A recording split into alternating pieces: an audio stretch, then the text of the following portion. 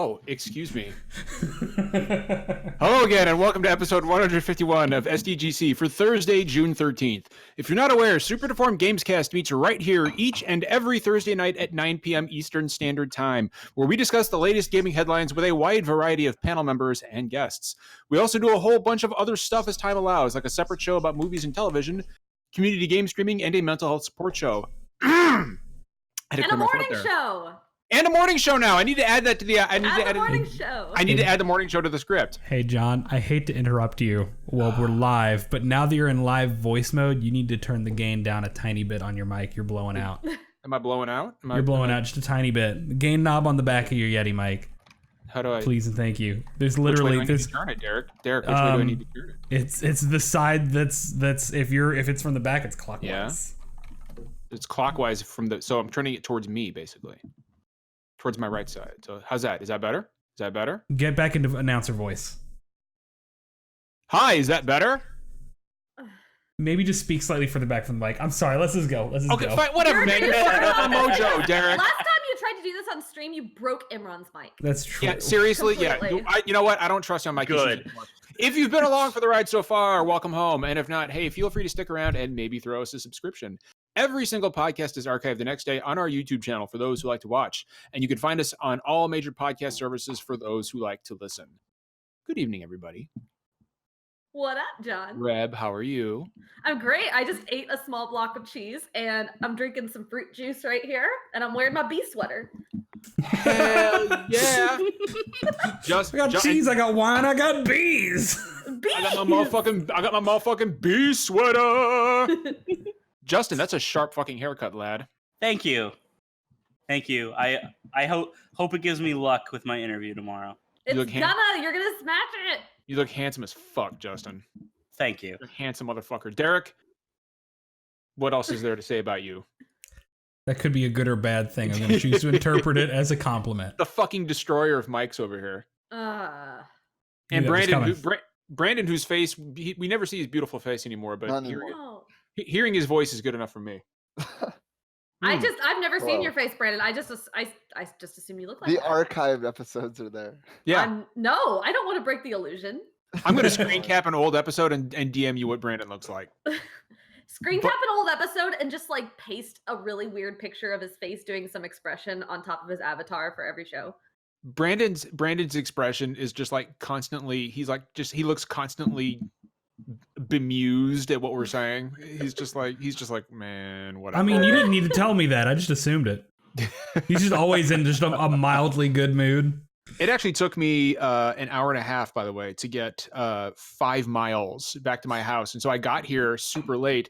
And for dinner, I literally like cracked 4 eggs in a pan and threw some cheese in there and threw them in fucking taco shells with some salsa verde. So the fucking dinner of champions right here. I cracked 4 eggs in a pan and I licked them up raw like a fucking animal. You gotta be like me and eat a block of cheese and a glass of juice for dinner. It was juice. Juice. The alcoholic juice, the Jesus juice. It's liquid fruit. Come on now. No. I'm not saying it's not. That's what it is. So there's a lot to talk about tonight. Of course, E3. We're wrapping up E3 week. And boy, oh boy, do I have some E3 thoughts. There's been a spicy one. What's that? I said there's been a spicy one for you because everything has been like you got a lot of things that you found amazing and a lot of things you fucking hated. It was the It's a weird one. It was the Witcher 3 of E3s. There was a lot to like and there was a lot to dislike. And it included The Witcher 3. It did actually. It did. Where are we going to start? Are we going to start with EA? At the beginning, of course. We want to start with EA. So I don't actually have all that much to say about EA, to be perfectly honest with you. I watched the Star Wars shit and it looked fine, and that's really all I have for EA. Like I don't give a shit about Apex Legends. I don't really care. So who wants to kick off EA? I think Justin, you watched most of it. I was gonna say, don't everybody fucking jump at once. Cared about this. Yeah, I watched the Star Wars segment, I watched the Apex segment, and I watched the Battlefield segment. I bailed before FIFA and Madden. For sure. I think there was also a Sims 4 segment. I missed that part. There was. I didn't watch that either. but I do like The Sims. But yeah, I'm not the Madden FIFA guy. So am I just giving a quick rundown then, or just saying what I liked? Just How do you feel about it? Yeah, Okay, just so- just say what you liked. I actually think this format was way better for EA. Compare because I watch them every year, and their conference is always so bad. And every year we all bitch about it. It's Yeah, never like, fucking every good. year We all make complain. jokes about Yeah. getting bathroom breaks during the sports segment. And I Andrew really Wilson liked coming out dressed as the Mirror's Edge Village. because I really liked how it was set up. So basically, they gave us the schedule ahead of time, so we knew when to tune in to see the stuff that we wanted. And basically, each game had a half-hour block. And it was nice because we got a good balance of developer interviews, trailers, and gameplay for those games. Like, I actually really enjoyed that format for presenting, and I hope they stick with it. Because they probably got a lot less shit for having, half an hour of FIFA, half an hour of Madden, because we didn't have to watch that part. That's precisely one of the reasons I didn't watch it, just because like I kind of figured I knew what was going to happen with EA. So I was like, whatever, I'll watch the Star Wars shit and then I'm going to tune out. Yeah, I definitely admit that Star Wars is what I was there for. So Well, yeah, I think that's what I think almost everybody was everybody was there for. I mean, that was the main thing I was there for, and it looked fine, Justin, right? Like it looked good. fine. Yeah, it looked fine. There's been a lot more details that have come out since the gameplay reveal. They had a 15-minute gameplay demo, as well as interviews with Vince Zampella and Stig Asmussen from Respawn. I thought it was a really good segment. It didn't blow me away, but I thought it looked good. And like, this is the type of Star Wars game I've wanted for a while. And a lot of other information has come out since then, like from it's the Game Informer cover story. I was gonna say, Justin, the Game Informer, like the Game Informer story, actually sounds more interesting to read than watching the demo that was provided by EA. And like, a lot of people are saying that they might have been down. They were kind of down on the stage demo that we all saw, but the behind closed doors demo was apparently a lot more exciting. I heard there was like set pieces and all kinds of crazy shit happening. Yeah. And like, here's just a little snippet, I think, from an IGN preview that got me really jazzed about this game. Jedi Fallen Order is in fact structured like the original Knights of the Old Republic. That is, with a ship you can do stuff in besides travel to other planets, like talk to your crew or do other little interactive things. Non-combat areas where you can talk to NPCs, multiple dialogue options, and the freedom to go back and forth to any planets you visited. Only gets me more fired up to play the rest of Respawn's single-player take on the Star Wars universe. That sounds awesome. It's not the Force Unleashed 3, even though that's what it looked like. Which is what like, Brandon, when the gameplay first just like started ginning up, I was like, oh god, is this the Force Unleashed? I was like, come on, no. That's what it looked like. They made it look like the Force Unleashed 3, but they really did. It's not going to be that game. Yeah. Like I don't know, like the idea of being able to visit any planet at will, like it sounds more Metroidvania-esque than it does anything else. But I mean, it's interesting, right? Like equivalent of bonfires, and like you have healing. Your drone heals you with limited charges. I really like that because my feelings on Dark Souls and limited healing. So I'm fucking all about that, man. But I'm gonna need to see more, right? Like Derek, I don't know, man. What did you think about fucking? I was actually in pretty much from the original reveal that made it look like a more linear, basic action game. Because like, I think what was wrong with the Force Unleashed wasn't that it was like a bad style for a Star Wars game. It's that they were badly written and buggy and generally poorly designed. Like, they were not... The idea of having that style of a linear action game is not bad. So it looked good, it looked fluid, it looked fun. Assuming the writing was good and it came out well made and reviewed well, I'd probably be in for it. Finding out it's a little different, maybe a little bit more open-ended than I thought. Icing on the cake. No, that's fine with me. I mean, well, and like, look, I don't doubt the pedigree of the studio at all. Like, Respawn is an insane. Oh yeah, Respawn. I'm not, I mean, they proved with Titanfall 2 that they can craft a really effective single-player campaign. And that's a big thing. I trust that Respawn's gonna give me something that I will enjoy. So. And Stig directed God of War 3, which was one of my favorite games from last year. Ooh, we lost Justin. Oh. Real bad. What is happening to everybody? We're gonna do the Discord fix thing. Hang on a second. Blurp. We all good? What was that? What just happened? That was Did that happen to everybody? I think we got teleported to the fucking shadow realm. That was absolutely. We were fucking caught between dimensions for a minute there. Hold on, I'm gonna report That was amazing. That was like I for a minute there, I felt the cold touch of Yog Soggoth on the back of my neck. I thought it was me, and I was like worried because I was losing connection. And then from just the tenor of everyone's garbled voices coming through, I realized, no, we're all being destroyed. All of a sudden, SDGC became one single eldritch cosmic entity. Like we were one with each other for a moment. That Say was hello to the weird. many angled ones. Anyway, we were talking about Star Wars, and I was basically saying that I trust what Respawn is going to give me a good game that I will enjoy. I don't know what happened after that because then we started to fuse into the singularity. Dude, that was fucked up. I'm really rooting for the game, even if it doesn't end up being quite as good as Respawn's other games, just because I think it's a really important title for EA. It's their first linear narrative focused single player game in a long time. It's also one of their only it's one of their only Star Wars games that's actually gotten off the ground. They've had a lot of trouble behind the scenes with their Star Wars titles, and it's also one of the only games they have in development that is not using Frostbite.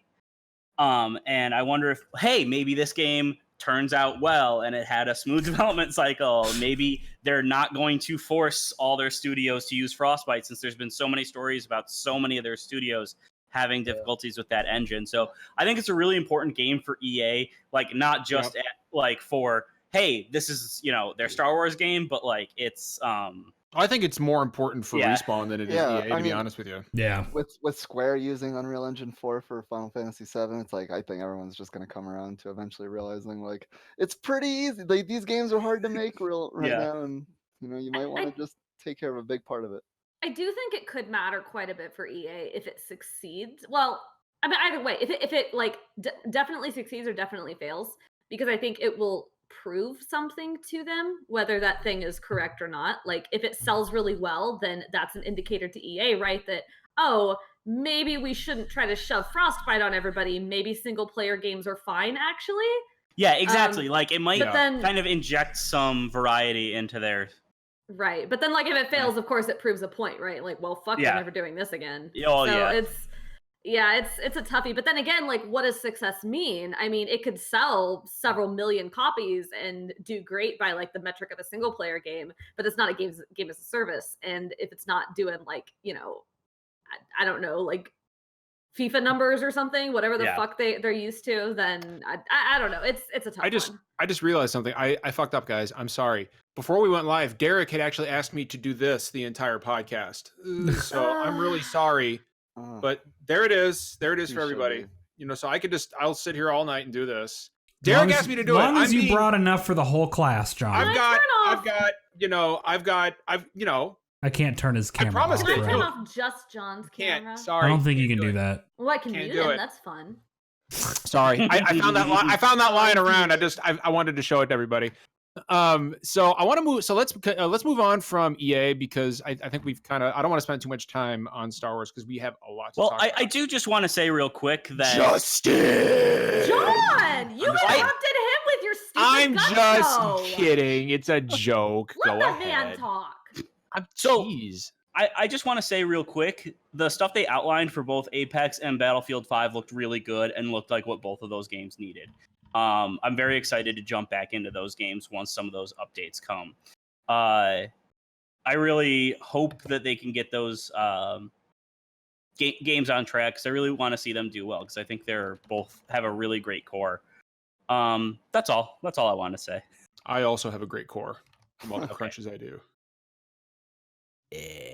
I'm not dignifying that with a response. All right, so let's move on. Microsoft. Microsoft was next. So Microsoft was the first big one, and boy, oh boy, there had been a lot of Twitter hype built up around the Microsoft conference, and a lot of people, including myself, were like, "This is going to be a big one. We're convinced of it. They're going to knock this out of the park. This is their opportunity." And while I don't think the conference itself was bad, yeah, like it wasn't the fucking home run I think they needed. Yeah, no, it wasn't. Go ahead, Reb. I think your feelings on the Xbox conference are split down the middle depending on what you thought of the game trailers. If you thought, wow, look at all these game announcements, then you probably thought it was a really, really great conference. If you thought, wow, look at all these CGI trailers, then you probably thought it was a bad conference. And I think like how you feel about CGI trailers really like dictates how you feel about Microsoft's conference. I think that's a big part of it. I want to divorce myself like from the whole like what did Microsoft announce that was good for Microsoft and just talk about the conference itself. There were a lot of really good indie games, especially, and a lot of really good premieres at the Microsoft conference. And okay, so Gears and Halo were CGI only, especially with Gears being only a couple months away. That's weird. That's not great. But they showed a bunch. They didn't show any gameplay on Inside Xbox either, Derek, for Gears. What? I don't believe they showed any gameplay for Gears on Inside Xbox either. They showed the escape mode. Yeah, there was which is the thing that they had that Lil Jon trailer, right? The CG Lil Jon trailer for during the Trick conference. Daddy, but there was a they did some streams and they showed quite a bit of that. It was just weird they didn't take the opportunity to showcase the campaign. Yeah. Derek, go ahead, man. I'm sorry, I didn't mean. Oh no, it's all good.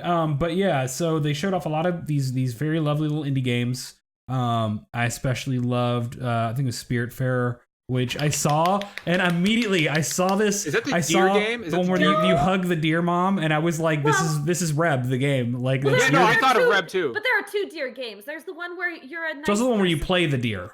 There's the one where you're on a boat and you're taking nice spirits to, I guess, the afterlife, like little animal spirits, and you're taking care of them while you do it. Yeah, that made me think of Reb. Planting flowers, and that's the game I really want. But there's also Way to the Woods, which I think looks really good, where you actually play as a deer. That's the one that I'm thinking of. Yeah, okay. I think that looks great too. But Spiritfarer just like got me in the heart. Oh my god, I want that. Like she just hugs the, and it's.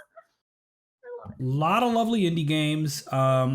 I liked. Ori. I think Ori was good to see, even if it got delayed again. I knew that was getting delayed. Yeah, it's just expected at this point. And then like, surprise of the show, like Microsoft Flight Simulator. Why was that so exciting? It did look so cool. That looks beautiful. It's one of the best looking pieces of software I've ever seen, and I might play this. I don't even give anything about flight simulators. I mean, I'm not gonna play it, but it looked beautiful. I might. Beautiful. I don't know, man. I might too. I played it like Flight Simulator 98 when I was a kid. The thing for me, like I have been thinking a lot about, because there was a lot of people talking about the lack of gameplay, the prevalence of CG trailers, and I was one of them. I was like, man, that was really noticeable. But then, like when you think about, I've been giving this some thought, and I realized today when you think about all the screams of downgraded visuals after E3, I am sure that probably plays a part in developers not wanting to show gameplay. Because I mean it happens every year like clockwork, and it seems to me excuse me, sorry, that developers are just probably getting tired of it. So I think that has something to do with the lack of gameplay present at E3 in general. I think that actually makes me angrier, because that means it's just ruining it for the rest of us, because I'm so over CG trailers, especially when, like, even if it's just an in-engine trailer, like, I feel like that gives me a better, like, concept of what the game's doing than a CG trailer. Well, I mean, that's always going to be the case, because a vertical slice is always going to tell you more. Yeah. Well, not even just a vertical slice, just, like, a trailer just with like the character models and stuff. Like, I'd like to believe we're at the point where we're all like mature and informed and wise enough to know that when we see a trailer for an announcement at E3 or something that's probably a couple years off, and we see gameplay, that it's basically mocked up and there to give us an idea of what the game is going to be, not what the final game is going to be, and that we shouldn't trust that stuff until much closer to release. But we can't do that. We as a community fall for this over and over and over again into the same trap, and it's just a little frustrating, because I'd rather have that. when you say you assume we're all wise and mature, I am assuming you're talking about Reb and not me. I use the royal we so that I don't have to specify anybody in particular. Smart man. Smart move. I think you're located somewhere else, but Below you. What interested me? Yeah, like on the actual stream, Reb, like it looked like you just like slapped Justin upside the head. Oh, sorry, Justin. That's what it looked like. You're all the way on the other side for me. Yeah, actually, on the stream, it's your like opposite. But what really leapt out at me was, and I'm going to talk about the Project Scarlet here a little bit. Okay. Halo Infinite looked good, but it didn't look like anything, honestly, that couldn't run on an Xbox One X right now. Yeah. So have you seen the like uncompressed trailer? No.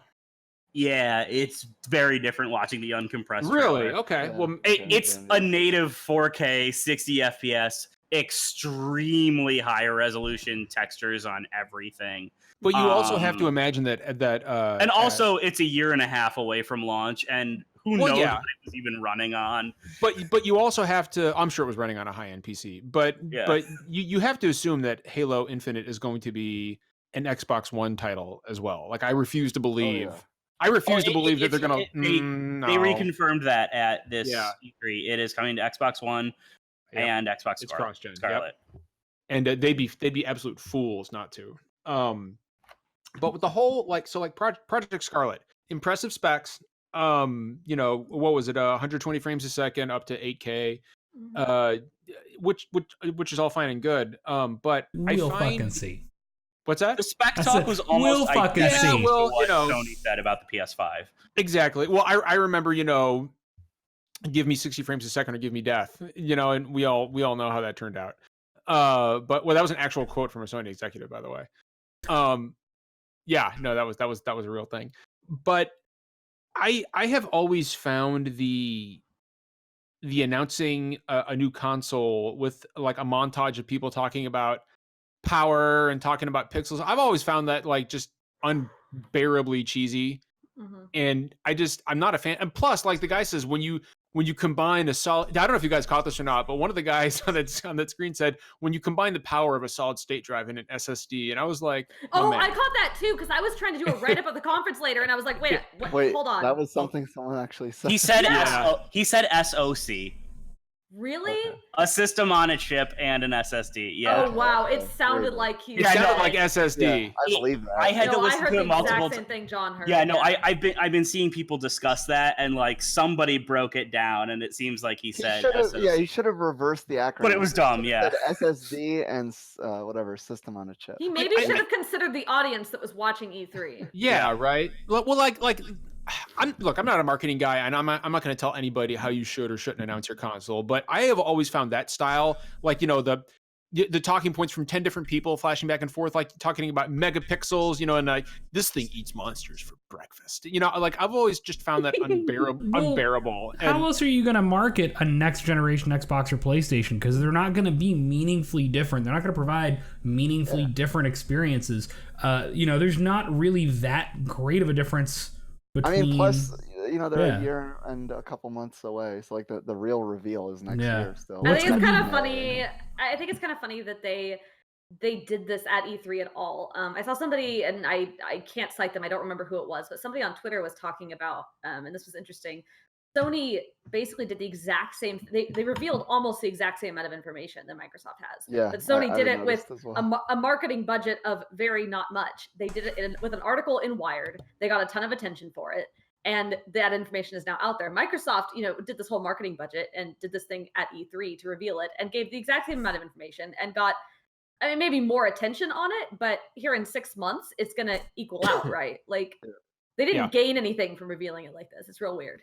Yeah. And I think also with the way Sony did it, it took a lot of wind out of the sails of what it was that Microsoft announced, because you guys know that I'm into the tech side of games and stuff, and like we were talking, like speculating, and like there were two things I said we're almost definitely not getting in next gen consoles: a solid state hard drive and ray tracing support. Yeah, and look at that. We're getting both. And but Sony announced it 2 months ago, so the two like things that would have been most shocking about Microsoft's reveal were just, oh yeah, you guys have that too. Yeah. I'm sorry, Reb. Did you want to? I'm changing the subject, so please keep talking about the console. Are you gonna change the subject? I'm going to change the subject, so please keep talking about the console if that's what you're doing. Okay, no. All I was gonna say is it seemed like an awkward time to talk about Project Scarlet, simply because like I've never been a fan of talking about consoles, and I wasn't a fan when Sony did this in 2013 when they said, the PlayStation 4, and Andrew House came out and said the PlayStation 4, we're not going to actually show you the console, but here it is. We're just and like that always frustrates me because I love the aesthetics of I love looking at new consoles. I love seeing them, and it seems too early to be talking about whatever they're going to end up. It's not going to be called Project Scarlet, but whatever they end up calling it, it just didn't seem like the right time. It seems too early to me. I don't really understand the reasoning behind it. And I don't know. Overall, I feel like Xbox, this was their chance to, Sony wasn't there, and this was their chance to hit a home run, and they just didn't. They didn't do it. They didn't take advantage of it. I was stunned. Like honestly, I was very surprised. I was stunned. The highlight of the conference for me was Keanu. Yeah. Counterpoint. Yo, Keanu though. Keanu was very cool. Counterpoint. Sony wasn't there. They didn't have to compete with anyone. They could have shown up with like 5 trailers and done better than Sony by virtue of Sony not being there. They didn't have to, Reb. They didn't have to, but all eyes were on them. Everybody was like, I feel like there was a lot of pressure on Xbox, rightly or wrongly, to really deliver, and I don't feel like they really delivered the show that they could have or should have. It's a weak E3 though in general. We all know it's going to be like the other big disappointment from Xbox is that like pretty much everything was 2020 and not 2019. So they'll go really big next year. I expect them to. I mean, they're going to have to. Justin, what's up? Yeah, I remember just like even just up to a couple days before E3, people were like, how could Sony sit out and let Microsoft take all the spotlight and stuff? And then I remember after like the first day of conference, everyone's like, oh, that's why. Like this very much was a transitional E3, and we felt it at every single conference except Square Enix, which we'll get to. I don't know. Nintendo I thought did pretty well, but Nintendo. Well, sorry, I meant get to that. Nintendo's on a different schedule as everybody else. For sure. And they. I also disagree with you about Square Enix, but we'll get there. Well, we'll get there. I know how you're going to disagree, but like they showed a lot of stuff, is what I meant. Well, compared to a lot of people that just showed concept trailers and they showed a lot of commercials, but that's true. But anyway, let's move on. I know we're running time here, but I did want to point out Microsoft's one. I did want to point out really quick that we're still missing 2, I think, of the big things that happened at Xbox. Their acquisition of Double Fine, I think, is interesting. Super weird, super ironic considering the history of Microsoft and Double Fine. Like, it's weird given that Psychonauts 2 was originally a Microsoft published title before that got ditched. That famously went through a very contentious development cycle. So Microsoft buying Double Fine, a little weird. Yeah, and then Starbreeze, right, selling the IP back to Microsoft was really funny. I mean, sad. I mean, they need the money. They do. It's like a million episodes ago, but I think I went through like a summary of the whole Starbreeze spiral. Yeah. If you don't know what's going on with Starbreeze, Google it. It's a whole hellish spiral of people offices getting raided and CEOs getting arrested, and it's just going downhill so quickly. And I feel very bad for them. Like a bunch of people are getting laid off and going to get laid off, and it's not going to be good. But it's just a really bizarre, sad news cycle. But yeah, that money probably helped them. I'm happy because it probably got Psychonauts 2 out of a really scary spot. Yeah. Can I also say real quick that the long rumored, finally revealed Battletoads looks like butt. It looks like nothing. Terrible, it looks real bad. That's what like happens when you make a game based off of a meme and you take like 3 years longer since the meme died to make it. Yeah. And then make a bad looking game. Oh, it just looks so bad, Derek. The art style just looks so unappealing. After seeing the Battletoad character in Killer Instinct, which is not what I would want a Battletoads game to look like, I was like, okay, well, y'all care, and you're going to make it look like something, and instead... You know what it is? It's Turtles in Time remake here. Yeah. That's exactly what it is. That's exactly what it is. Fuck, Brandon, holy shit. You fucking nailed it. That's precisely what it is. Yeah, it's so unnecessary. It like I refuse to believe. I remember when Uncle Phil came out a few years ago wearing a Battletoad shirt, and everyone was flipping out about fucking Battletoads, right? Yeah, and I was like, I refuse, right, Reb? I was like, I refuse to fucking believe that there is that kind of market demand for fucking Battletoads, and now we're getting it for this one. I think, guys, I think that Microsoft knows that they've probably got a stinker on their hands. They didn't devote a lot of time to it. It was there and it was gone. They're going to drop this thing on a Game Pass and forget that that's going to be it. I mean, they're going to crack that's down going to be it, right? They're going to crack down through it. Absolutely. They fucking absolutely will, Justin. 100%. Do we want to move on to the last thing I wanted to bring up is please. From here is that Microsoft did devote some time to Project xCloud. And I think that's interesting. I'm not going to go into the details because we've heard enough about streaming lately. And also Microsoft didn't actually give a whole ton of details on what's going to happen there, but they did bring up Project xCloud. And I think it's interesting in tandem with the idea of like, I think every single fucking thing that was shown at that conference was going to Xbox Game Pass either right away or when it launched. I think their aggressive support for Xbox Game Pass is interesting. I think the push to subscription services is very interesting. A lot of people seem to be jumping on the bandwagon right now, as we'll see when we get to It's like every conference it felt like. Yeah, really. But I think what's really interesting is we have Google Stadia. They came out a week before the E3 stuff started with their pricing model and a bunch of other stuff. I can't remember if we talked about that or not. We did, didn't we? We did. Yes, we did. We did. Yeah, we did. And we were all very lukewarm on it. Like a lot of people can look at it and they're like, why do I have to pay full price for games and pay a subscription fee? Like this seems like bullshit. I don't like this. I think Microsoft has not announced this. This is not something that we know they're going to do. But I think the combination of their talk about xCloud and their aggressive support of Xbox Game Pass puts them in a really interesting position to steal a bunch of thunder from Google Stadia. Google Stadia is launching, I think, with Pro in November. I'm not sure if they announced when xCloud was actually going to launch. I think it's going into a beta at some point. They said beta this fall, I think.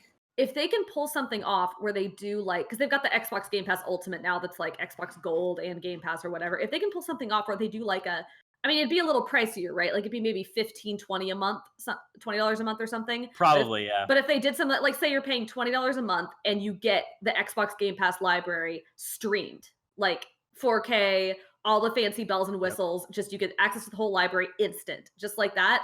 I think that would fucking blow they have a out chance, of the damn water. Reb, I've been saying this. They have a chance to fucking cut Google's legs right out from under them. Oh, yeah. And send them running, as Google loves to do.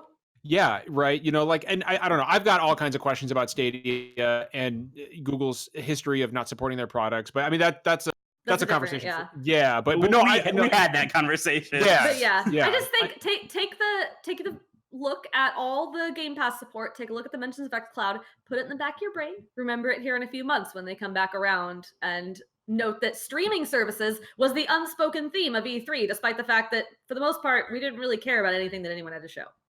I also, I want to point out real quick, we've got some new faces in chat that I'm not familiar with. Hello, everybody. Welcome. Nobody is compelled to do this, but if you sub on Twitch Prime, you're going to get that awesome Saki emote that I just spammed in chat. But no pressure. We're not going to sit here and tell you that you have to do anything. We're just happy you're here. So I'm done bringing up things about Microsoft, so please carry on. Oh, no, it's fine. I mean, honestly, like, we need to talk about Project Keanu. I mean, that was the biggest fucking shock of E3 to me, honestly. Like, no, I was like, holy fuck. Gonna be like a minor little character, but like they said, he's gonna be the second most. He has the second most voice. I mean, pay Keanu Reeves to just be like a minor NPC. That makes sense. Yeah, right. He's a big deal in the game. That's pretty fucking cool. The other thing is, honestly, I gotta tell you, the more I hear about Cyberpunk, the less interested I am. We will have. I think later we should talk about some of the stuff going on with Cyberpunk. Because don't worry, a separate conversation. Don't worry, they'll do something else that we'll get to bring the stuff up about. Somebody said it's kind of impressive that they managed to burn a whole lot of goodwill from showing Keanu Reeves on stage in like the day following, but. That's a whole other discussion. That's another podcast. Yeah. So what's next? Is it Ubisoft? Bethesda. Bethesda. Bethesda. Boy. Oh, do I have some feelings about fucking Bethesda? Thanks for the sub. Thank you, Hypothetical Velociraptor. We appreciate that. Thank you for great that. name. That is what that says. Wow. Hypothetical Velociraptor. That's a great fucking name. Yeah, Sounds it's really fun to good. say. Yeah, thank That's a you. great name. You're an actual Velociraptor to me. We will now. I forgot to mention if you sub, we will love you forever. You're breathtaking. You are fuck yeah, you are breathtaking. Yo, you're fucking breathtaking. You're all breathtaking. Hypothetical Velociraptor. Oh shit, Spork Jenkins is just. Oh shit, that's Glenn. Oh, wait, what? That's Glenn. Yeah, Glenn. Holy shit, what's up, dude? Glenn? Glenn! Hi. Holy fuck, Glenn is a cool fucking dude. Glenn and I were at that roof party, Reb, at PAX West with Greg Miller and Jen, and Glenn we were up on fucking the roof. educated me about tea at PAX West last year. Glenn is a sharp fucking guy. Glenn knows his fuck. Glenn is serving. You could say, Reb, Glenn's serving that fucking tea. He's serving that fucking tea. He rolls. Reb, that was actually the conference. No, Reb, that was the party where I DM'd you and I was like, "Yo, come hang out at this roof party." You were like, "Nah, man." What was I doing? I don't know. I can't remember what you were doing. I can't remember what you were doing. Hey guys, I think we should probably get on to Bethesda. Yeah, sorry. Man, what up, man? I'm reminiscing. I have no idea what party you're talking about. Yeah. No party. I don't Two know of how us I were let you there. Just like go down that lane so long. Yeah. Anyway, Whatever. So- anyway, the whatever. Doom show. Back to the Doom show. Yeah, Bethesda, but aka Everything leading up to Doom sucked. There you go. There's Oh. The two new IPs were What is wrong cool. with you, Ghostwire? Ghostwire okay, and, except for and that. Miss, Except for Ghostwire. and Miss And Nakamura. Deathloop Yeah. was sweet too. The talented and charismatic Nakamura. She was Ikumi nice. Nakamura, I will fucking defend her with my life. We stand. We I will stand. fucking stand up and It fight was for her. just, and I know there's like a whole conversation on Twitter about it too, but like she was so genuine and interesting and different from every other boring ass person in a t-shirt and blazer that Yeah. walks onto the damn stage and goes, Yeah. "We are so excited to be delivering to you this new experience." Hold Like, on. Yeah. And they all had their hands like this. Yes, Yeah. yep. Like just like The most awkward hand floating in front of them. I don't know what to do with my hands. She's Also- like waving her arms around. She's so excited about her game, and I'm like, it was just like the last year at EA, the woman who brought the game with that water and the monster, the indie game, Song- Cornelia Geppert. or like the Cornelia the Geppert, Unravel she's- people, or the people Cornelia who just- Geppert is fucking awesome. She's coming on the podcast, by the way. And but those people are just like, look, I made this game and I'm really excited about it, and I'm getting to show it to you, and I'm excited to show it to you, and I'm just like, I'm excited to see the thing you made. Oh my god! And, Well, and and it's also super- there was the whole element of her speaking in English when it's not her native language, like yeah, that's doing this so presentation like in that huge room and getting streamed, like And her on game top looked of cool how as hell. excited she was. And that game looks cool Yeah. as fuck. It does. Yeah. Ghostwire is fucking dope. It was just a Ramen! CG trailer, but it was a very, very cool CG trailer. I'm And not I've gonna gotta- lie, that fucking ramen made me hunger. I was Oh, like, wow, God yeah. damn. I It want was some fucking. unreasonably beautiful. It really. That was like better than Final Fantasy 15 quality food. Oh my Like, god. Derek, go ahead. I was gonna say I want to give a shout out to Shinji Mikami for using his platform as one of the industry's most revered designers and directors Good and on producers, and using his platform on stage at one of the most viewed events in the world to show his new, like, basically his replacement in a lot of ways as somebody he's been mentoring for many years, and giving that to a young woman in gaming to have her be a creative director. That's like good on you, Mikami. Like, once again, further Good proving. allyship. Good job. Yes, this Yeah. is why we've I mean- stand you for so long, Mikami. also even good back games, but on the Evil Within, when the Evil Within was coming out, like they were doing interviews together. yeah, Yeah, she was there a lot. He's been setting this up a long time coming. It That's looks like, fantastic. That's and that's Ikumi really good. Nakamura is a pure being in a fucking cursed world that doesn't deserve her. Like, I think we By can the all way, fucking agree by on the way, that. I just realized I'm trying to remember what was before her on this show. It doesn't fucking and matter. I cannot Justin. remember. It doesn't matter wait, what was before no, her. I do remember. They introduced like 3 different games and then didn't show them and just moved on to right. introducing another Oh one. yeah. This And then was Todd the came most- out They and started. They came out there and they were like, and we've got Fallout 76, and we were all like, oh god, Fallout 76. And But they didn't first, say Elder anything, Scrolls and they were Blaze like, on and Elder Switch. Scrolls Blaze, and we're like, wait, hold on, or no, and then they said something about Doom. I don't know. They said something about like 3 different. No, games, and Reb, we were here's what like- happened. Right, so here's what happened. They came out and they were like, Fallout 76, blah, blah, blah, blah, blah. But first, let's kick it over to Blades. It was Blades that was next. And they were like, and now you can play it on Switch. Now, here's a short clip on Doom. But now we're gonna go back to Fallout 76. Fallout We're gonna. 76, It was so the weird. fucking strange. It was the most awkward paced shit. Why? It was not nearly as painful as Commander fucking Keen, though. Oh god, way to man. ruin my childhood. I love You it. want to talk so about? bad. No. I am not anti-mobile game. Y'all know I don't believe in that gatekeepery kind of bullshit. No, But here's the thing, Commander Keen, if you're going to revive something like Commander Keen, an old school like MS-DOS platformer, From the you makers are of Doom. appealing From id, yeah.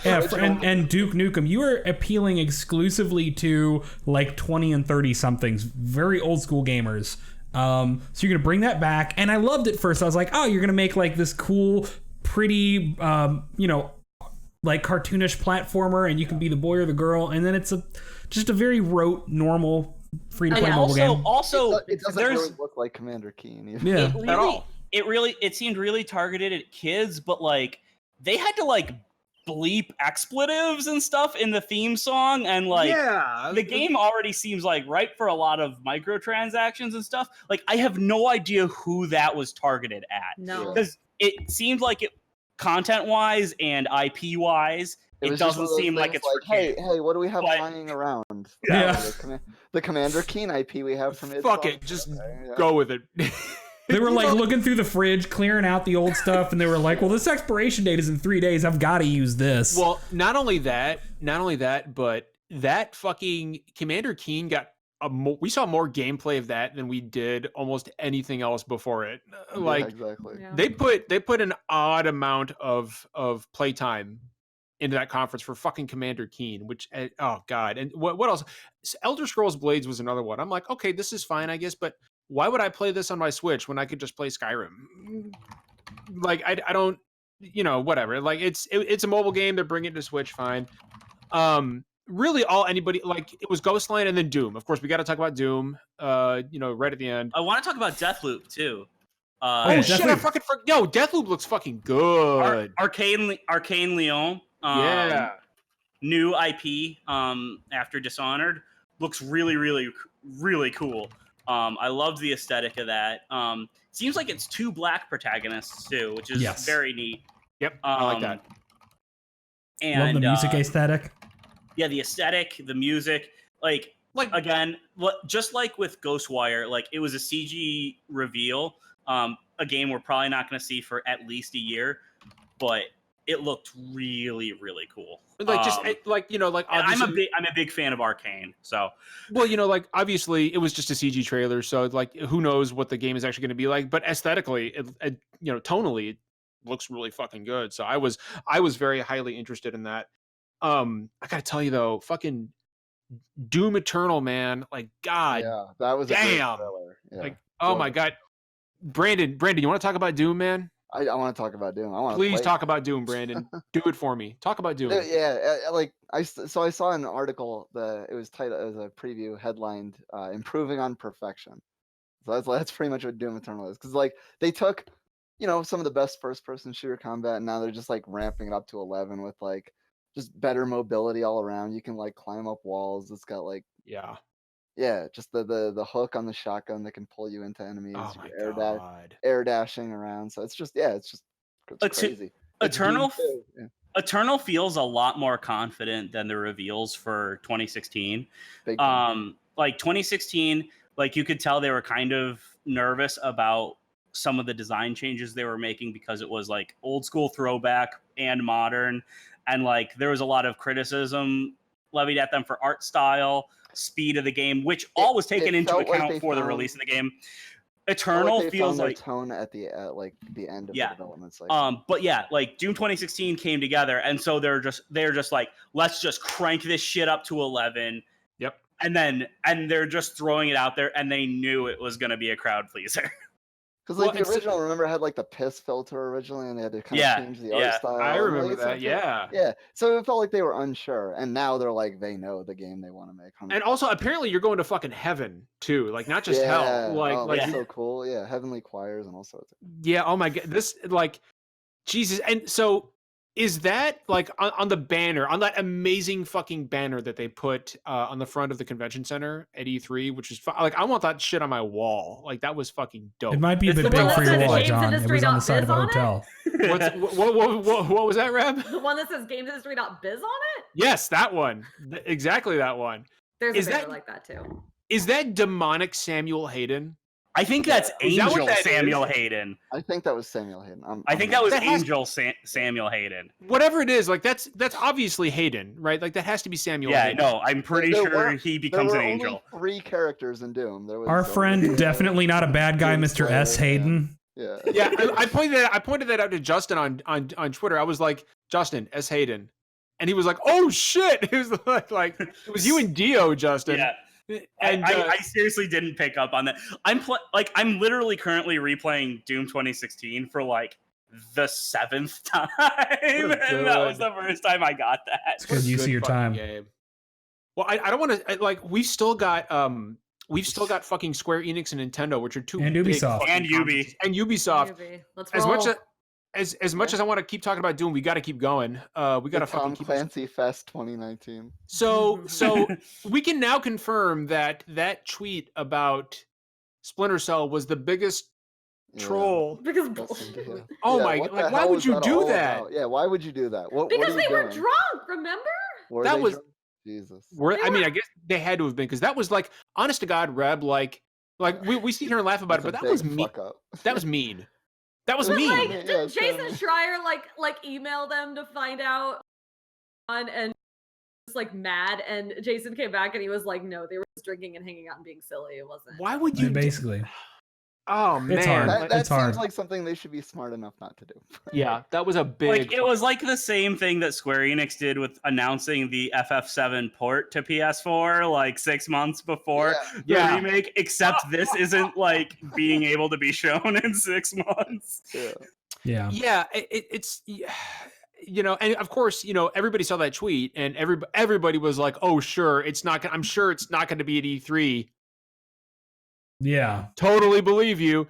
And then it wasn't, and I like and then you hear the rumors that it's just not in development at all. It's not even in development. Like it's not even a thing. Not a real game. Yeah, there is no Splinter Cell. Which I believe the only Splinter Cell we got was like that weird looking mobile thing. Oh, it was so. Oh yes, bad. Sam Fisher was a character in that like Tom Clancy crossover mobile game. Well, and like what really depressed me was watching Maddie and Jeff in the SDGC DM slowly realize that it wasn't going to be there. And I honestly, dude, like I was legit heartbroken for them. I was like, and also like GameStop had a like Sam Fisher goggles thing go up on their website like a couple days before E3, and it got taken down like right away. What the hell is going on? It just all around like so. What else? Okay, you know what? Watch Dogs Legion. Starring the best protagonist that one of these games has ever had. Motherfucking Helen. I will literally, I don't play Watch Dogs games. I will literally buy this and create an army of elderly women. I'm actually super into Watch Dogs Legion as somebody who didn't play the first two. Everything about that extended gameplay demonstration looks very fun. I like the hook. I like the diversity on display. There's no single protagonist, right, Derek? No, correct. No. Any individual character you play as can die, and when they die, they're gone for good. That's fucking wild. So you are playing as an army of ever shifting and NPC. God, I wonder how that's gonna work. Just any NPC you want, or looks like it's not any NPC. It's any recruitable character. So but it seems like they're all like procedurally generated and stuff. Like I'm very curious to how like dialogue and stuff's going to work. But like it's from the director of Far Cry 2, who's really into systems and stuff like this. Oh, the only good Far Cry game. So I'm excited to see how it pans out. I'm a little bit skeptical of how well it's going to work, but if it does work, it's going to be really neat. My only issue, and then I'll kick it off to somebody else. My only issue with doing it this way is I feel like there's going to be a severe lack of character development with the lack of just like a single protagonist. Yeah, it's going to be very narrative driven, but not character driven. There's like the voice in your ear, right? Like the person who's like helping you out. I think that's probably going to be the main character. But it's like an AI, so I don't see how much the AI is going to grow as a character. I'm doing nothing but recruiting the elderly. I'm sorry, but that's just, it's their time to fucking shine, man. These motherfuckers. That slow turnstile hop. The old people of London have had enough of the fucking millennials wrecking shit, and now the tables have fucking turned, my friends. See, I just want to have old people and millennials join forces to take down the man. That's just that's unrealistic. Dismantle capitalism. Go ahead, Reb. Okay, I did want to point out, and actually, I should have mentioned this with Bethesda too. Biz journalist, the ongoing streaming conversation. So Bethesda, I'm not even going to go into it, but just the footnote here: Bethesda's Orion is not a streaming service. It's just some technology for developers. Don't worry about it. That's a good call. Ubisoft, however, coming in with Uplay Plus. Interesting, their own subscription service. So now they've joined the ranks of Xbox, Sony, EA has their own now. Everybody's just got these things. There's too many of them. But they're tying theirs to Stadia.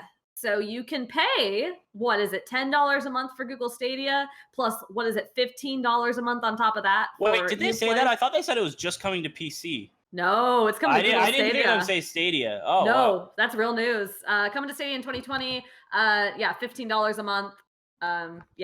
So you can get access to. Works for me. Yeah, whatever. So we're all doing streaming. We're all doing subscription services. Pile it on. Let's go. It's the fucking digital future, baby. I'm here for it. Get on the truck. We're going.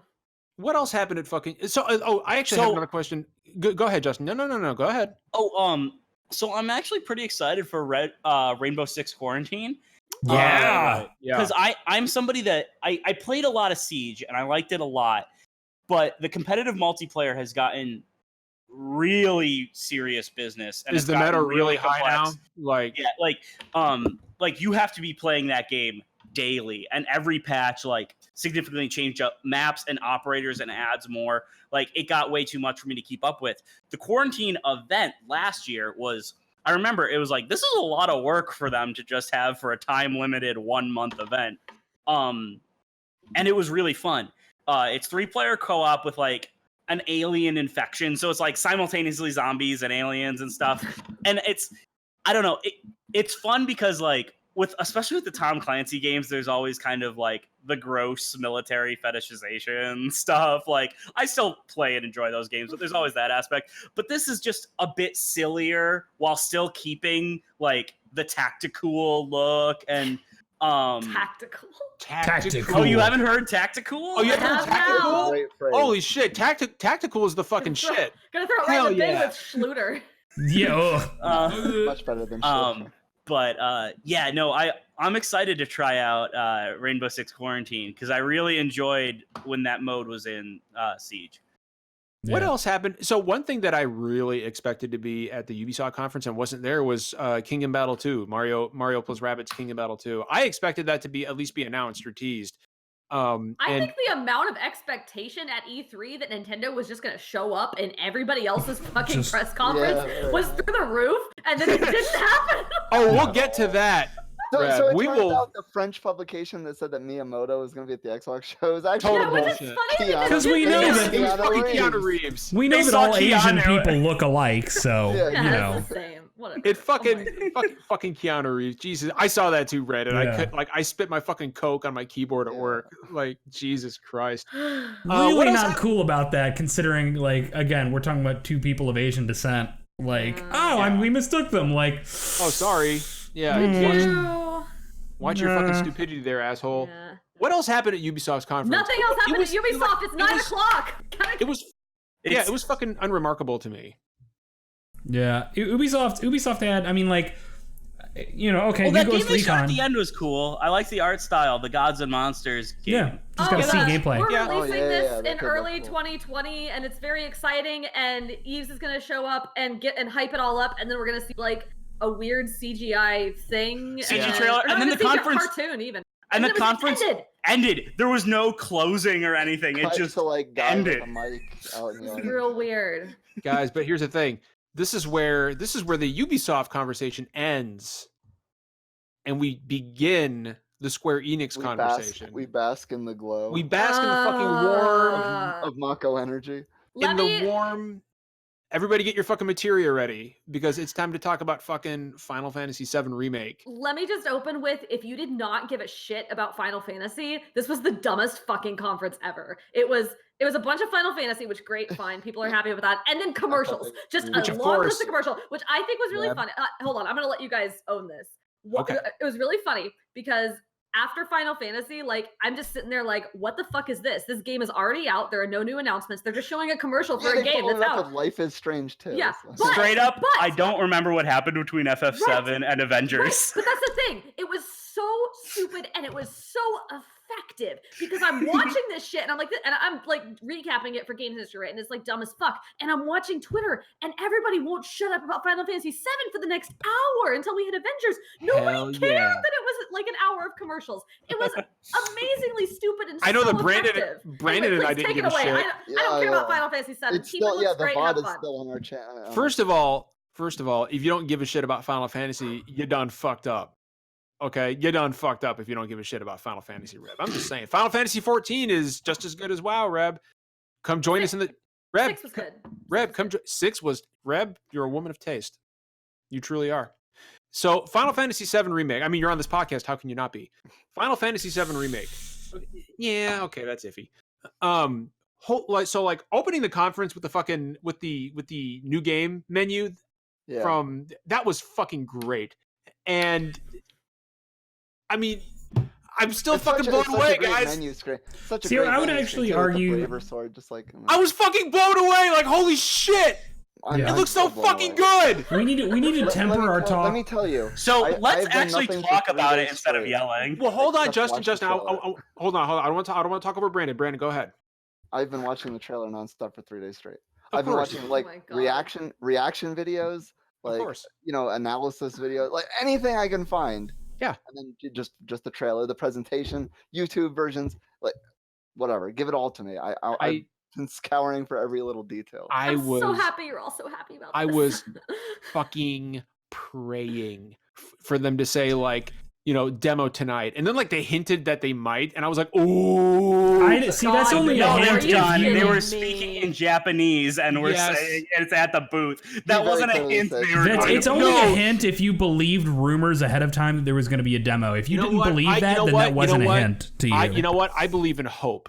Okay, you did the Metroid Prime trilogy thing again. Okay. And you know what? Fuck you with the Metroid Prime trilogy. No, I'm just saying where you and a lot of other people bought into this rumor that there was going to be a playable demo because it was spreading around, and that did not read. I'm a man of positivity, Derek. That did not read. In all fairness, John, you thought there was going to be a Chrono Trigger. I mean, I was just hoping for maybe the possibility. You know what? I dare to dream. 15 Platinum demo. Like they've done it. They have absolutely. It wouldn't be completely out of the realm of possibility. They're gonna at some point. They're gonna drop a demo at some point. Yeah. Okay. So let's actually talk about what was shown of FF7. All right. So it started off with the opening of Cloud runs up on the train, and they're assaulting the the Mako reactor, and we got a snippet of our first look at Tifa. We got a snippet of gameplay fighting the Guard Scorpion. Brandon, it's not called the Guard Scorpion anymore though. What is it now? Scorpion Sentinel. Scorpion Sentinel, that's right. It means the same thing. There's a cover system, and the battles look so like Brandon was phases. There's phases, and apparently Brandon, your normal attacks don't take off that much damage. It's your special attacks. Yeah, the FF13 stagger system. Yeah, that's exactly what it is. So it does in the stagger state, it'll be doing 160% damage. So you just like unload all your limit breaks and magic spells and. Yeah, fucking it's great. I mean, so the battle system looks innovative, and I will say, so I'm not as vocal about my nostalgia for FF7 as some of the guys on this show. Get vocal.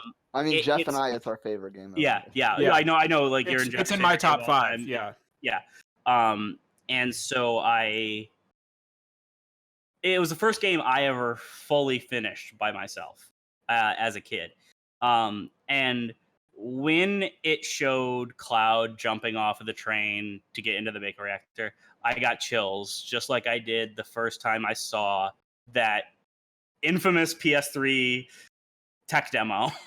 And I'm really glad that never really got made. Yeah.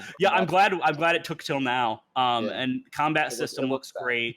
I really love how they've updated the character designs. That they all look they look updated, but they also look, very faithful to the original designs. I was really it seems worried. like they're really, really doing this right so far. I'm very excited. I was really worried that they were going to over-sexualize Tifa, and they didn't. Like she's very reasonable. She's built like a person. They nailed the Tifa design. I love the thigh highs. No. Tifa looks great. I want to give a shout out to Hypothetical Velociraptor again, who is a first-time viewer, and they say, "So glad I followed. This is 100% the best way to start my day." I am sorry about the rest of your day. Yeah, it's all downhill from here. I want to give a shout out to the thing I just linked in chat for that you should all bookmark later. The big list of bizarre FF7 enemies that I hope are still in the remake, but almost absolutely will not be in any capacity. No, I did not do this. I do not take credit for this. I found it on Reddit after this. Hedgehog Pie is in there. I guarantee you, Hedgehog Pie. Oh yeah, it's in there. I laugh my ass off every single time somebody links that list. I read it through and I crack up. Beautiful every time. Okay. I have to address something. Pollux Oil in chat says, "I want the wall monster to be a boss again." That's Demon Wall. It's a wall monster. You're talking to a couple of Final Fantasy purists here, my friend. Demon Wall. FF7 has the worst translation of any of the translated Final Fantasy games. So expect that to be changed. I feel like it's ridiculous that you guys memorize this stupid shit, but then I remember that I know the location of every in the original Golden Sun game and in the Lost Age, and that's there you go. Like, why the fuck do I know that? So So maybe Reb, don't judge us. Maybe don't judge us, Reb. How about that? I'm gonna judge the fuck out I of remember Demon Wall because I had to restart my game because I hadn't gotten barrier and I couldn't beat the fight. Ooh. So I had to start my game over again so I could actually here's what I remember about. Demon Wall. As long as they don't cut out the fucking boss fight with Palmer. Yeah. In Rocket Town, that's all I care about. I want to fight.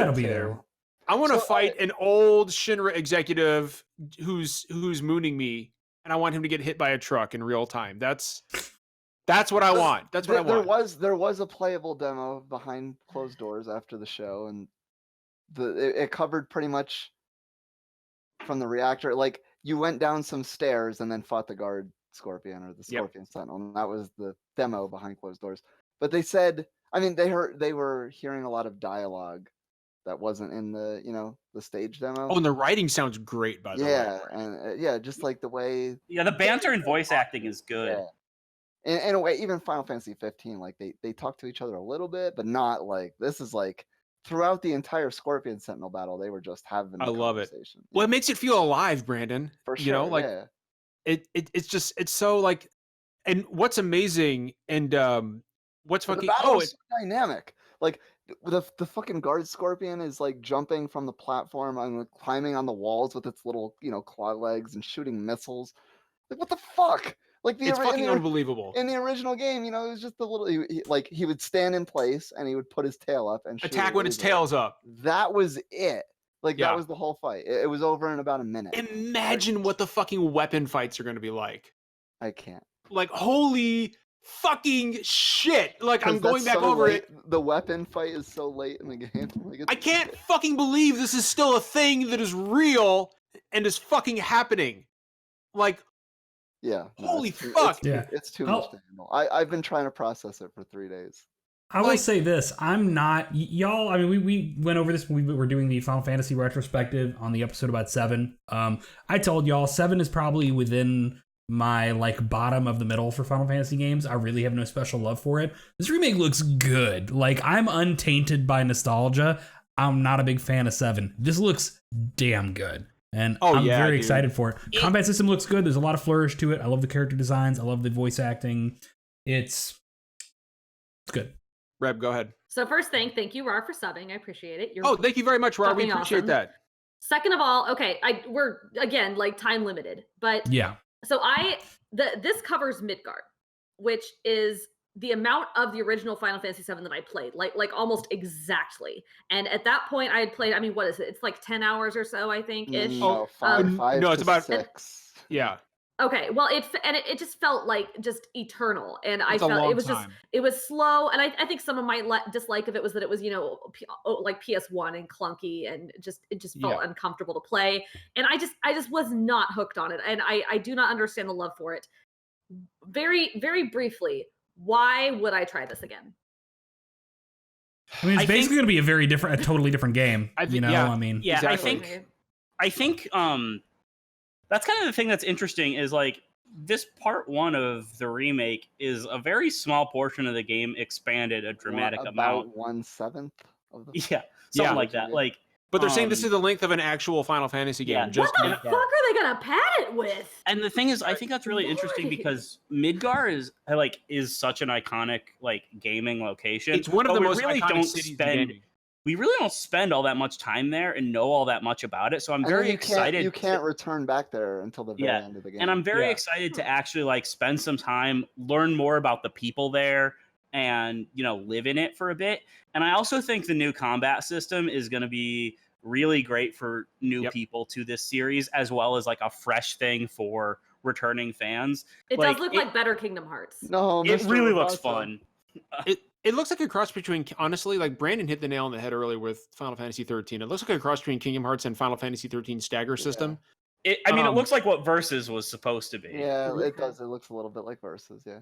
What I will say, Reb, is there's a really good story at the heart of Final Fantasy VII that was kind of hobbled by an infamously bad translation, a bad localization. It goes places.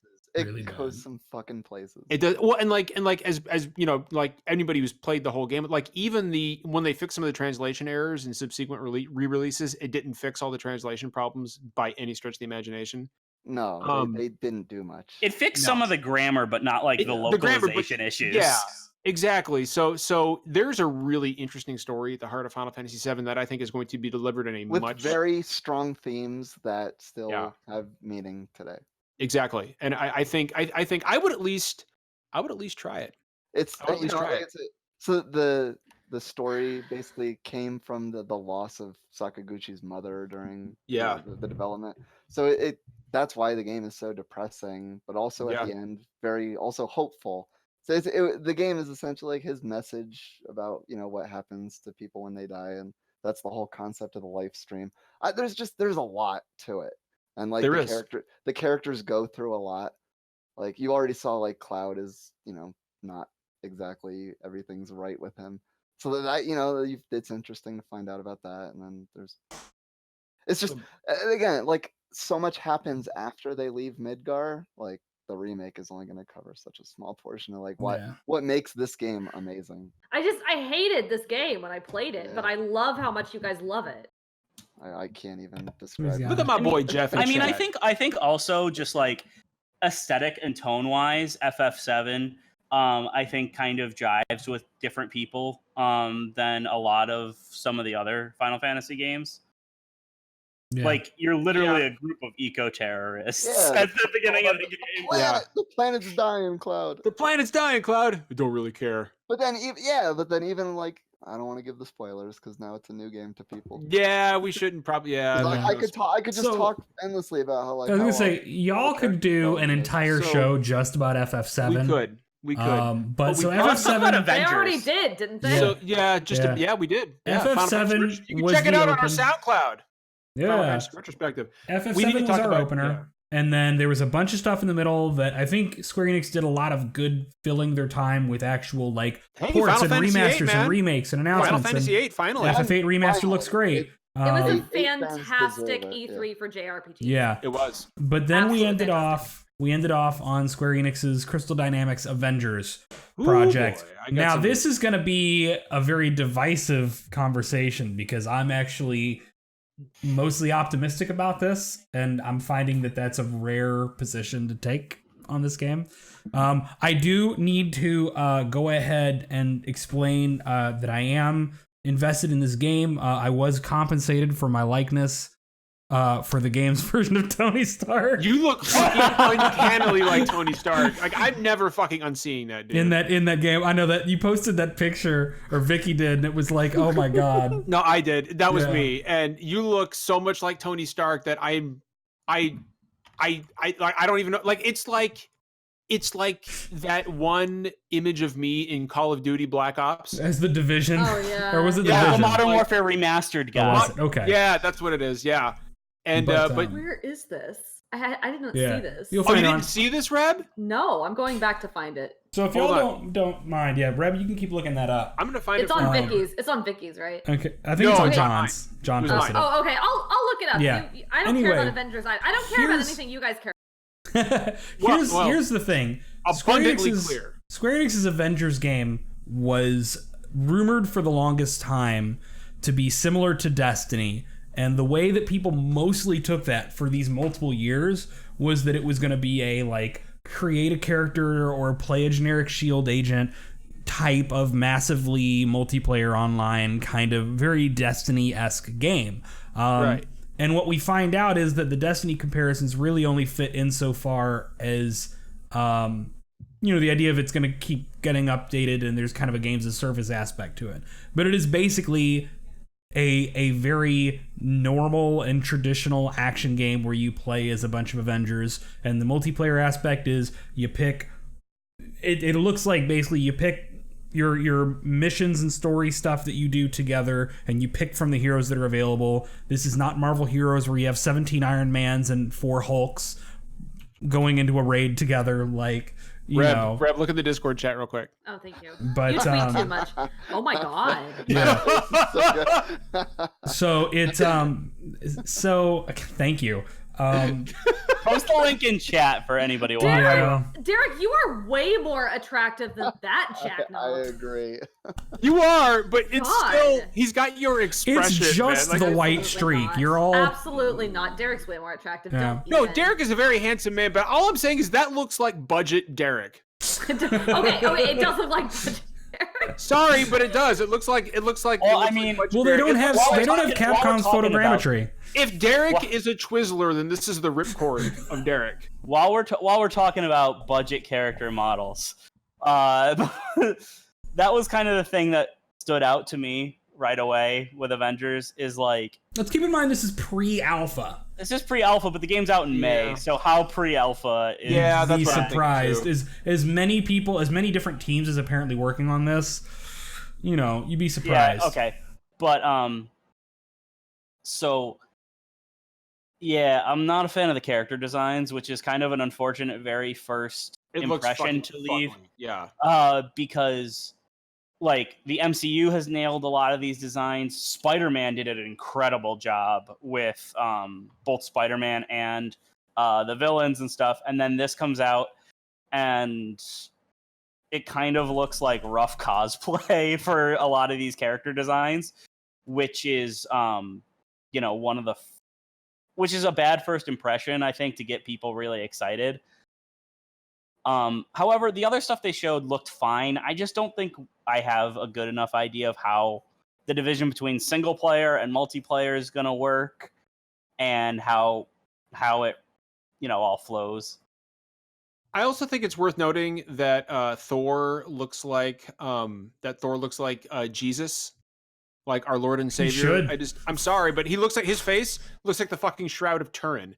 It's going to be That's- hard because so many people are so used to these MCU actors that they've seen for so long, and you're picking a pseudo-realistic art style as opposed to a comic book one. So people are going to see pseudo-realistic people that don't look like the real human beings that have been playing these characters for 10 years. Yeah. So you're going to see somebody who doesn't look like Robert Downey Jr. as a realistic Well, Iron Man. You're going to be like, Here's the thing, though, Derek. See, Here's the that's thing. less my problem. It's the suit designs, like Well- especially with Caps. But there's Like, also the face Caps designs. is not great. I want to point out, speaking of Cap, a friend of mine, David Milner, who used to be the executive editor at Game Informer Australia, he tweeted out that picture of them all standing around. He said Cap looks like he watched a Colin Moriarty video, then joined a militia because he didn't want to pay taxes. Oh, damn it. Don't. Well, at least it's good that there's going to be a bunch of different costumes then, because that they're going to charge us money for. So, like, he's just I will wearing a pay money SWAT. to not have to look well, at no, that. it's just the in-game gear system. Yeah. So Speaking of the game itself, like I do want to talk gameplay a little bit. I've heard very mixed things about people who have actually played it. very mixed. I've heard some people yeah. love it and some people hate it. Some people hated it. it seems like, and so here's my concern, right? With a game like Avengers, I think that ultimately, and again, this may not be fair because we haven't actually, the general public have not actually seen gameplay yet, but I'm just going based on what I've heard. I question the decision to not just make this a 10 to 15 hour straight laced single player campaign game. I don't know. Something strikes me as like, buying, co-op focused gameplay. Like it almost sounds like a Diablo or a Destiny type of game. And I'm not sure that that's the way to go. I don't know. You guys tell me what you think. There's something about the whole thing that just feels off to me. I just need to see and know more. I mean, we don't really understand the breakdown with the difference between single player and multiplayer. We don't know what the process of getting a group of friends together to play a single mission looks like. We don't know exactly how progression works. We've seen no footage of extended gameplay. We, the general public, basically don't have jack to go on but aesthetic and concept. And aesthetic's a little rough. And concept, like, I'd just like us to remember that this is basically best case scenario compared to what we were expecting. But for a lot of people, that's not going to be enough. I expected more. Reb, go ahead. Avengers is, like I just said, on the list of things that you guys all care about that I just don't give a shit about. But looking at that in Final Fantasy VII, like, I, again, don't give a shit about Final Fantasy VII either. I looked at the Final Fantasy VII trailer, and at the end of it, I thought, okay, I don't think this is my thing. I might consider it, but I see why everybody's losing their shit over this. Like, this is cool. There's some cool stuff happening. If there's like a demo, I might try it. Like it swayed me. There was so much going on there and so much happening, and it looked so good that it was convincing. Avengers, I don't give a shit about Avengers. Really, nobody has to convince anyone to give a shit about Avengers because everybody gives a shit about. It's going to sell no matter how good it is. It's going to sell millions of copies. Yeah, right. But like, still looking at it, I was just like, at the end of it, I was like, why would I care about this? Like, it's just the event. It's the Avengers. It's the same old Avengers. Like, yay. Honestly, Reb, I am a massive comic book nerd, and I don't really care about this game. There's so much Avengers, and it's always the same 5, and it's always the 4 white guys and the 1 white woman. Where's Black Panther? Like, where's fucking time? It's the same. I think this game's just been in development for so long that that it's like, oh, we found out a bit too late that these other characters are popular instead of I could have a whole Avengers conversation about the event, about Marvel and diversity, and the problem is that there is not enough time to have that conversation here. Yeah, that's but Marvel true. is written into a really bad fucking spot when it comes to the Avengers. And there's almost no way out of that. That doesn't compromise. It's rock and a hard place. Anyway. So this is another whole discussion. Yeah. We've got about 15 minutes left, and we need to tackle Nintendo. The nice thing is a lot of Nintendo's conference was stuff we already knew about. We should absolutely not talk about this right now because it's a super complex topic, but breaking news, apparently they're considering giving you the ability to customize transgender and non-binary characters in Cyberpunk. Yeah, I just saw that. Okay, but does that just mean they're going to have a dick size slider, like they put a boob size slider on girls? Because like that's not going to make things better, you know? I don't trust them. Yeah. I don't trust them either. Anyway, we'll see. I just thought I'd point that out. Okay, so this is definitely a topic for later. It's good. That's good, but like Reb said, good in theory, right? Yes, good in theory. Yes, absolutely. I don't trust them to do it right. The one thing that makes me tentatively optimistic about that, I think it means they're listening, because it was one of the first things that people asked them, and they're like, well, right now it is only male and female in the character creator. And, there was a lot of talks about, how that was strange given the, setting and everything. Right. So it seems like they're listening. So hopefully maybe they're, maybe. like it could go bad, but, maybe they're listening. Derek, are you going to stab your monitor? No, I was getting ready for a thing, but then we didn't move on to Nintendo. So okay. Nintendo now. Nintendo, go. Nintendo. Smash, break glass in case of emergency. Banjo and the Dragon Quest hero, 4 different versions as characters. I love the Smash reveals so much. I know. Smash is fun, I'm a little mad at some of the Smash community for like being all like, the Dragon Quest is so obscure, and it's like, oh my god, like you people are asking for those people are like 8 years old. You people are asking for like a side character from Super Mario RPG, and you think Dragon Quest is obscure. I mean, like, I'm kind of annoyed because it's another Sword Man, but that annoyance isn't at Dragon Quest. It's at the billion Fire You've also Emblem got characters. a menu to pick your magic spells from and do all these different ridiculous. So like, it's very Dragon Quest, and I love that Banjo's reveal was like a straight mirror of K. Rool's reveal, and it's just I love it too. And someone else pointed this out on Twitter that it's Donkey Kong, Diddy, and K. Rool, like, and they see that it's Banjo and they're delighted. Yeah, and it's like really coming through because like the rare characters, they're all together again. They're so happy. I like that K. Rool just chills at DK's house. I like that people just show up at DK's house to punk him on a regular basis. Like, you know, sure, it's great. What a mean trick from the dog, right? Like, oh, I'm gonna go fuck with the Donkey Kong crew. I'm gonna go fuck with them and make them their best friends. Banjo and Kazooie are back. Fuck you, dog and goose. Yeah. Duck, whatever. Reb, you fucking tell them how you really fucking feel about it, okay? Like, I want you to be open and honest. I want to put Banjo Kazooie on the Switch because I really want to play it. I was madly before growing up, like that was very much my rare nostalgia. It's a terrible game objectively, but I love it so much. Yeah, it's not good. Like that. No, it's not. It's absolutely terrible. But I really want to play Banjo Kazooie. I never got to play it. Anyway, that's why I never got the baying for like put Banjo Kazooie in Smash. I'm like, why? They're not good characters, and I'm sorry, but Banjo Kazooie and Banjo Tooie they were not good games. They weren't good games. I mean, they just weren't. No. And you're straight wrong. Banjo Kazooie's amazing. You're killing Rar in chat right now. Yeah, Rar is. Kazooie's amazing. Banjo Tooie has more, but it's more fractured, and that makes it not as good of an experience. They are not bad games. Donkey Kong 64 is a bad game, but Donkey Kong 64 is not a bad game because it made money for trans rights. Thank you. We're going too far down the rabbit hole. We're going too far down the rabbit hole. Yeah. Anyway, Smash. I need to get. Well, who fuck says Smash. trans rights? Who says trans rights? Donkey Kong says trans rights. Does he? Well, Well, first off, Grant Kirkhope, I think it was. Our world, he does. Said it in. But also, did you remember H Bomber Guy's big Donkey Kong 64? Yeah, the big Donkey trans Kong stream fundraiser stream for mermaids. Oh yeah, Donkey Kong says trans rights. So Donkey Kong 64 is a good game. Hey, shout out to Imran in chat. Imran says, "Hi, I'm in my recording studio waiting to record a show, but wanted to express solidarity." Imran, we love you, man. Yeah, big loves, man. Imran I almost broke John's mic earlier. Derek's sorry he broke your mic. He tried to break John's at the start of this podcast. Yeah, but I learned from you, Imran. You taught me. You warned me. Thanks. Your mic had to die so mine could live. Okay. So we had Smash characters. There's not a whole lot more to say beyond that, other than this is very, very cool. There was a lot of stuff that we've already seen and stuff that's coming soon, like Daemon X Machina, which looks better, like Marvel Ultimate Alliance 3, which I played. It's okay. Fucking dope. Luigi's Mansion looks like Luigi's Mansion looks really good. Luigi's Mansion is my fucking shit. Give me a fucking Guigi amiibo that is squishy. One. Yes. God. Someone confirmed in an interview today that he is edible. Like, not. Yeah, Guigi's edible. But, they want you to be able to eat eat Guigi. In the canon, he's edible. That makes sense. Yeah. He's lying. Clearly. Guys, can I talk about my favorite thing from the Nintendo? Yeah. Hit it.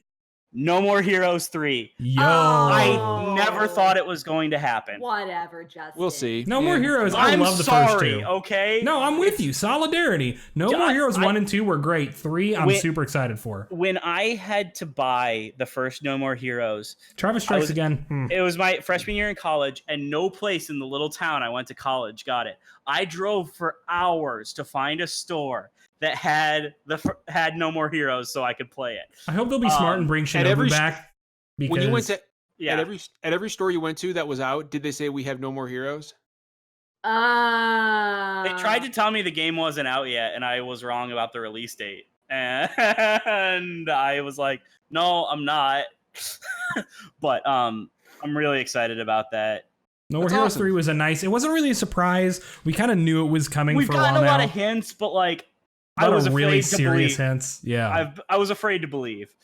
But it was nice to see. One of the highlights for me was the collection of mana, which I'm playing right now. That's fantastic. Great E3 for JRPGs. Yeah, like fantastic. like Final Fantasy Legends is a classic. Secret of Mana, of course, is a fucking huge class. I mean, it's fucking Secret of Mana, and then you have Trials of Mana, which is the first time it has been localized. And what a fucking beautiful pixel art. Like, oh my God, this game animates so well and it's gorgeous. The music is fucking awesome. The battle system is great. I am absolutely fucking loving it. I am so happy this finally came stateside.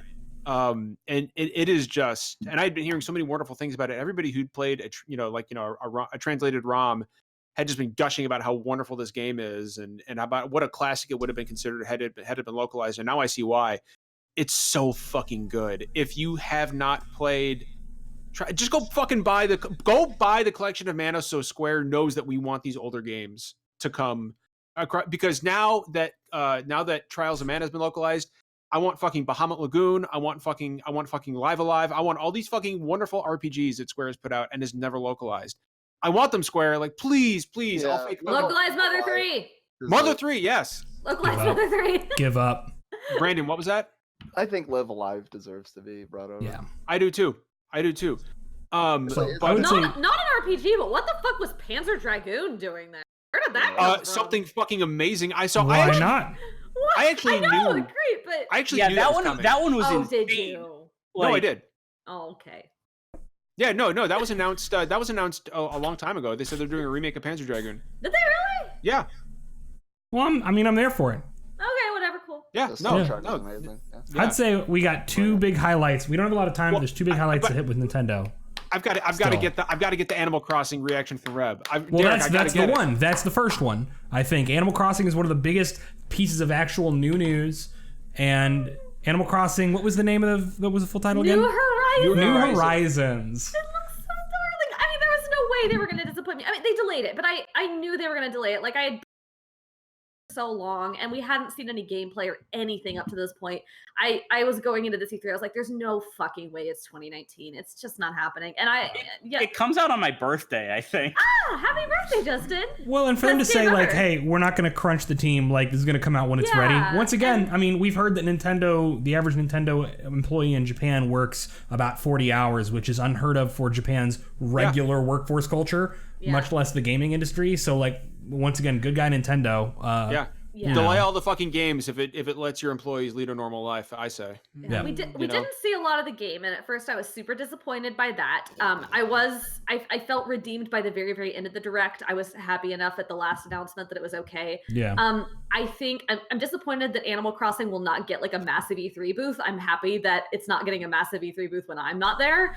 I bet you anything we're gonna get a 100% Animal Crossing focused direct. Absolutely. Either probably late in like this the holidays, year, like probably winter time. Yeah. And I bet we're all just gonna lose our shit.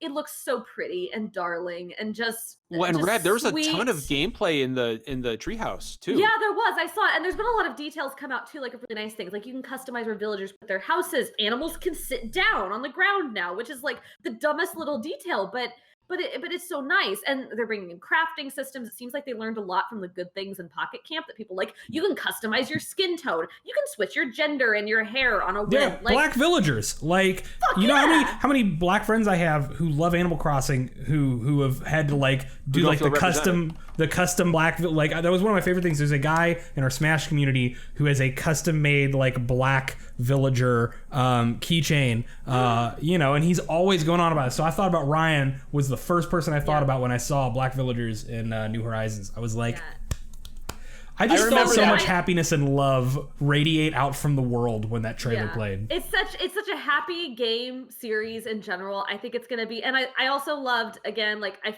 feel like every year we get like an inch more women presenting things. When we had the treehouse, we had women developers up there. I feel bad I don't remember their names because I was like doing other stuff. At Xbox, I can't remember her name, but that woman at Xbox killed it. Yeah, it was great to see more women on Nintendo's Treehouse talking about the games that they had made this year as opposed to previous years. Like it was awesome. And so I'm super excited. I think it's going to be great. I'm willing to wait for it. Oh my god, it's so cute. I was thinking of you and Justin when that was and revealed. Jeff. Yeah. And me? I'm sorry. I meant Jeff. I I meant Jeff. I'm tired. Link's I cried Awakening. when it started. I don't blame it. I was almost in tears for Final Fantasy VII Remake. So anybody that was listening to our live show knows that was true. Yeah, absolutely. Fucking, You're right. You mentioned Link's Awakening. Link's Awakening is actually my number one most. It's my number one most anticipated game this year. Like I fucking love 2D Zelda. I love 2D Zelda, and I will have. Go ahead, Justin. But just before we go on to other Zelda news, I'm really excited about the Link's Awakening remake because Link's Awakening is one of my all-time favorite games, and more recent Zeldas have not clicked with me in the same way. I remember you classic, saying that on Twitter, yeah. As classic, some of the classic games, but Link's Awakening is a very special game for me. I love the way it's being updated. I am so excited for that. The art style looks so good. It looks so good. Link's Awakening is going to age well because it has some of the best dungeons in the series out of all the 2D Zeldas. And we get a fucking dungeon maker, Derek. Yeah, that'll be cool. It's also charming as hell. Oh my god, it's so special. I will have a Chibi Link amiibo. There's my heart. And I'm going to fucking carry it with me at all times. It's going to be my talisman to ward off evil. Like that's what the fuck I'm going to use Chibi Link amiibo for. That's exactly what it is. But I mean, what a gorgeous looking fucking game. Like I'm going to play that game over and over and over. It's going to be so fucking good. Then, of course, what else do we have, Derek? The Breath of the Wild sequel. That was the big ender, and honestly, I think that might be like one of the biggest megatons of E3. Breath of the Wild direct sequel, which is very rare. First one. And I feel bad because I've been solidly in the camp that people have said, oh, they should do a sequel to Breath of the Wild. I've solidly been in the camp, and there's no fucking way they're gonna do. Yeah. I thought it would be a brilliant idea that they'd never do, and I want to correct myself. I'm sorry. A Link Between Worlds was a sequel to A Link to the Past. So yeah, well, and so was A Link's Awakening, and Majora's Mask is a direct sequel to Ocarina of Time. So is it? Yeah. Oh, it is. Okay. So I mean, it's happened. Zelda timeline, really. Well, and like the Zelda timeline is fucked up. Sequel to Wind Waker. The Zelda timeline is but like Majora's Mask is a legitimate like sequel. But like using the same map and using the same assets, like that's what's how much of it's going to be the same? You know, I mean, that's the question. Dude, that view of Hyrule. I mean, those two mountains. Like, I mean, I recognized. I was like, I mean, it's going to be the same general geography, presumably. But I mean, so much about it could change. So was that zombie Ganondorf? Basically, I mean, he's got the same headdress as Twilight Princess Ganondorf. So, or was it Demise? Is Ganondorf? He's got the Twilight Princess headdress. Okay, I got you. All right. So I think what people are expecting, it's possible we'll see this sooner than we think. I would not it might be a 2020 game. I would not be surprised if it's 2020 because we know they're going to reuse the engine and a lot of the assets. But that doesn't mean that you're going to get the same experience as Breath of the Wild. You'll probably see a lot of mechanics changed up. And remember, we've seen this almost exact scenario before with Majora's Mask, which is a game that reuses the engine and a ton of the assets from Ocarina of Time. Those two games are so completely different in terms of their themes, their story, how they play, much of the content between them, the approach to the dungeons. So we could see a very different game, but they were able to make this unique title in a relatively short amount of time by reusing those assets. Yep. So yeah, and that's one of the things that actually I have thoughts about Breath of the Wild, but that's one of the things that I think does intrigue me about this announcement is because they have kind of hinted that it is going to be a bit more narrative focused and quote, it's going to be a little bit darker than Majora's Mask. And Majora's Mask is also one of my favorites. Pretty fucking dark. Fucking Jack, and Jack Nicholson gif. And is also one of my favorite Zelda games. So like, I'm going to be keeping an eye on it because like, if they do something where it's like, you know, reuse a lot of the same assets, but is a very distinct game, it could be, you know, something I might be more into than Breath of the Wild. So I'm going to keep an eye on it. I think they're going to bring dungeons back for this one. I think you're going to start. I think you're going to start off with the Master Sword. And I also, unfortunately, I bet it's going to be one of those things where you start off and then you lose it. I'm sure you'll lose it to get it back. It's going to be an Alucard situation, man. But you will start off with the Master Sword. And unfortunately, as much as I would like it, I don't think you're going to get to play as Princess Zelda. I think this is. I don't know, man. I don't know. I don't think I don't think they're going to do it. I want it to happen. I want to play as Princess Zelda, but I just don't think Nintendo's going to. I think it'll happen. I hope they do. It's in vogue right now. I think that they heard the request from Breath of the Wild. I think having the two of them in that trailer together, exploring the dungeon together. That Yeah, it was very. Yeah, she got that. I was going to mention that. A very intentional choice. You got the die cut. Yeah. You just discovered that. So Derek, what about this? What if Nintendo says you can play as either? Yeah, I think that's what'll happen. You think that's what'll happen? I think you'll have the ability to play. I don't think they'll lock you in.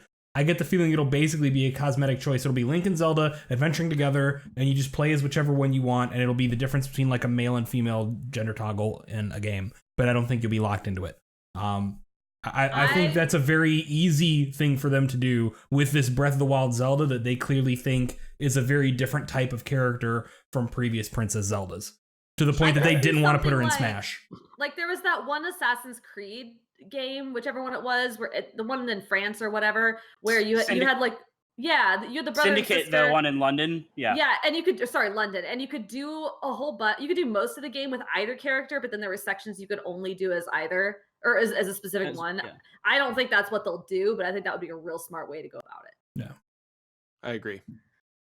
Well, we are. Sorry, Animal Crossing has autosave. Pardon me. Why? Okay, cool. Sorry. Is that a bad thing? I don't know. I need to process that. No. That means no Rossetti yelling at you. They'll have to find a different job for him.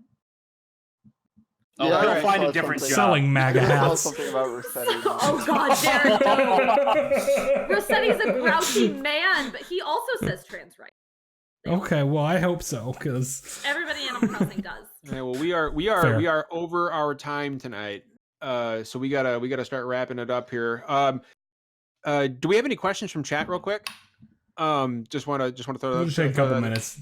Yeah, we can. I'm happy to post D3. We can do a slightly longer show. Yeah, I'm happy to do a slightly longer show and take some questions, but just go and get them out there quick. I will also say while we're waiting for any questions that, of course, our morning podcast with myself, Reb and Derek, will once again be live tomorrow morning at 9 a.m. Eastern Standard Time to help you close your week out. I don't know what the fuck we're going to talk about. We just kind of wing it. We'll pick a topic that we work missed something today, out. I think. Yeah, it'll be fine. It'll be fine. Absolute top favorite announcement. We can go around and do one for everybody. Let's do a quick one. Justin, go ahead. I think for me it was the demonstration of Final Fantasy VII Remake. I was not expecting the combat system to look as robust as it does. I was not expecting